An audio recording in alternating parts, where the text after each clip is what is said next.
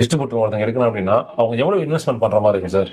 Sir 20,000 சரிங்களா? 20,000 இருந்தால் distributor 20,000 investment பண்ணி நான் ஒரு டிஸ்ட்ரிபியூட்டர் எடுத்தேன்னா என்னால டெய்லி எவ்வளவு சம்பாதிக்க முடியும்? 2,000 வரையும் நீங்க சம்பாதிக்கலாம். ஒரு நாளைக்கு நீங்க 2,000 வரையும் சம்பாதிக்கலாம். அதிகமான லாபம் வேணும் அப்படின்னு நினைச்சீங்கன்னா நீங்க 3,000 வரையும் சம்பாதிக்கலாம்.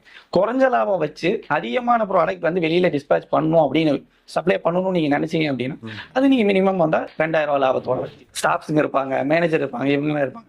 அவங்க இதுல ஒரு கேண்டீன் ஒன்று வச்சிருப்பாங்க.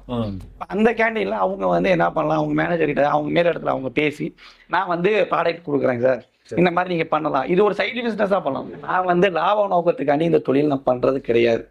எனக்கு தெளிவான ஒரே ஒரு விஷயம் என்னன்னா, நம்ம கொடுக்குற நமக்கு அவங்க பொருளை ஒரு அமௌண்ட்டை கொடுக்குறாங்க அப்படின்னா அவங்களும் வளருவாங்க, நானும் மேல வளருவோம். சாம்பிள் எடுத்துட்டு போய் ப்ராடக்ட் பாருங்க. 10 பாக்கெட்டோட முடியறது வேற, 1000 பாக்கெட்டோட முடியறது வேற. அதனால 10 பாக்கெட்டோட முடியும் போது அது பிரச்சனையா இல்லாம போயிடும். அவரும் நஷ்டம் ஆக மாட்டாங்க, நானும் நஷ்டம் ஆகும்.